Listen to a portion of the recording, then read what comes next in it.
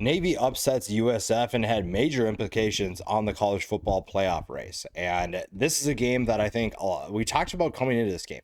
This was going to be a game that challenged both teams for different reasons. And both of those things were true.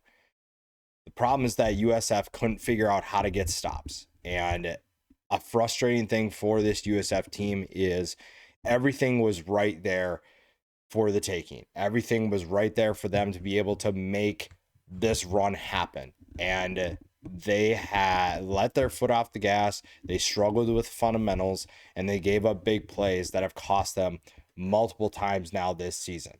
And if you're a Bulls fan, that has to be extremely frustrating because you had the playoff appearance in the palm of your hands and it slips. Just a major fumble in a big time opportunity. And maybe this team, we talked about this coming into the game. USF is a team that is kind of that higher ceiling, low floor. When they're struggling, they are struggling. And this game was a perfect example of that. They gave up 6.4 yards per carry.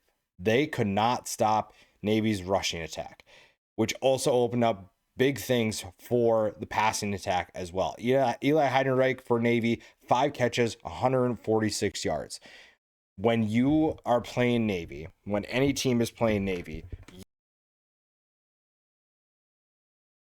be disciplined. You have to play with sound gap integrity. You have to do your assignment. And when you don't, things like this happen. Things like this where you are struggling to get stops and then you need to make a comeback because at halftime, USF's down 24-9. This is a Navy team that is going to do the fundamentals. They are going to just stick with their process and they're going to wait for the other team to struggle to be able to capitalize on that. And that was including with Blake Horvath dealing with an injury. So this is a very disappointing performance in general, but when you throw on the fact that there is no longer going to be a playoff appearance probably for this team, that's going to be even more frustrating. And USF didn't have a ton of struggles offensively. There were a couple moments, obviously, that Byron Brown's pick. There were a couple times where this team struggled, but 556 yards of total offense. That's going to do a lot of good things. They average 8.1 yards per play. And we talked about that coming into the game. We knew that USF is capable of giving Navy issues. And we talked about how both of these defenses were going to struggle in different ways. And both of them did. And you saw the result. Now, the problem for USF is that, unfortunately for them, it felt like Byron Brown had to carry the team to keep them in the game. And this was an offense that was not getting the job done at certain times, but Byron Brown was doing what he could to keep them in this game. 327 yards passing, 2 touchdowns. He also ran the ball 17 times for 136 yards and 2 scores. It felt like every time I looked up, Byron Brown was making some sort of play or contributing to a touchdown. So you think that, okay, our offense is playing really well, means that we're playing a great game. The defense just did not do its part. The defense was having arguably the worst time ever. Gave up 338 yards rushing and 524 yards total to Navy. This is a good Navy team, but if you're USF, especially with the goals that you had, that is very disappointing. And that is going to cost them a chance to play in a tournament that I think they could still have an impact in. Well, they could have if they were going to make it. At this point, you might be wondering what could have happened if you did a couple things different. The loss to Memphis hurts. The loss to Miami, you could probably get over. But losing to Navy here puts you in a place where you feel like you're no longer in a place to feel excited about the postseason. You're no longer in that place to be able to handle and control your own destiny. So that's very, very frustrating if you're a USF fan. Now, for Navy, the thing with Navy is that we had questions about is this team going to be able to win the American? Because we saw them recently too. Before this game, they lose to Notre Dame 49-10. They lose to North Texas 31-17. And all of a sudden, North Texas and Tulane are looking like maybe two of the best teams in the group of five. They were looking like maybe those are the teams to worry about. And Navy says, oh, hang on, by the way, we're in that conversation too. They were going the wrong way, and they turned things around. Now, the thing with this is if you're looking at the teams for the American that can still make the playoff, because it feels like the American is going to be the team or the conference that gets their team into the playoff. It feels like James Madison's strength of schedule is not going to be in. You have Navy, Tulane, North Texas, and ECU all have one conference loss. So those are the teams that are in the driver's seat.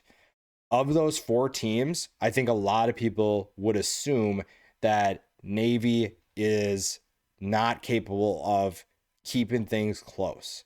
Now, their offense could make that a different case, but the fact that they got destroyed by Notre Dame, granted they didn't have Blake Horvath, so maybe that's a difference. That is my biggest concern for Navy in the postseason. Are you able to compete at that level? Are you able to win at a level that's going to allow you to stay in these games? Now, in this case, Blake Horvath, phenomenal. And when you saw him go out, he was obviously dealing with an injury.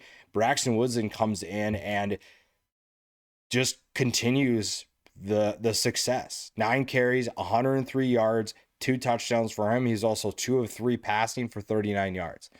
So this Navy offense, which is not your traditional triple option, it's a hybrid in a way. It's a new age, modern look. This is still a very tough offense to stop.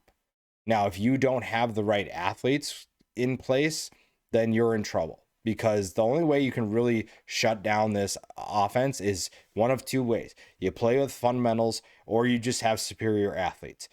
Now, USF has some superior athletes, but overall, not going to be the case. And they had to play with fundamentals, which they did not. So that is a big reason why Navy was able to pull off this upset. You know, the 2 turnovers didn't help, but Navy only got 3 points off those turnovers. So that wasn't the major factor, but it also limited the number of times that USF could score. It took away 2 opportunities for USF to put points on the board. So in a way, you didn't really have that going for you, and you just basically took care of business. So Navy is in a good place still. Obviously, they still can very much win the conference title. It's still going to take the right team to beat them. And again, playing Navy requires you to play at a certain level. And if you do not do that, you're going to be in trouble. USF found a way to struggle, and they couldn't figure out how to slow down this Navy passing attack, this Navy rushing attack, which seems weird to say. Now, for Alex Golesh, I wonder how much this affects his stock in terms of being a head coach at a Power 4 job. Are people going to look at this and wonder, can he actually win the big one? Or is this a guy who's just good at beating the average competition? That's a question I think people are going to have. The other thing, and I hate talking about this, but we have to talk about it, with conference realignment, we're going to get another wave at some point. If you're USF, I feel like this is a team that's going to try to get out of the American, mostly because playing Army and Navy are just such different experiences that it almost is frustrating to play. And if you're a Bulls fan, you probably are annoyed that you still have to play these games. Now, Navy kicked you in the teeth, and you didn't have an answer for it. But it's such a different experience that you maybe are going to have to wonder, do we want to go somewhere else where we don't have to deal with that? Because it disrupts the flow that you get in. You have to prepare for a completely different offense. And yes, there are still different offenses. Like USF's the offense is technically different than what the traditional spread looks like.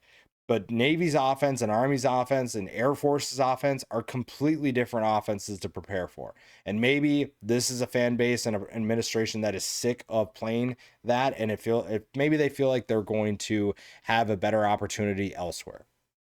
So maybe they're going to look at, hey, we don't really want to do this anymore. We'd rather go into a bigger conference and try to work our way up that conference. That's another thing to keep an eye on, because Navy has ruined a lot of things for teams that are looking to make the playoff. And you can't get mad at Navy for doing that. Find a way to beat them if you're really that upset.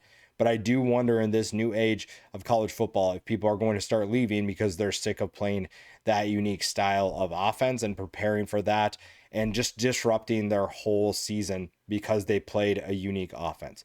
Again, you still have to do it. USF did what it could offensively, but didn't have any answers defensively. And now it's costing them a postseason trip that looks like they were going to be the most confident team going into the playoff. And now all of a sudden, they're no longer going to be a participant.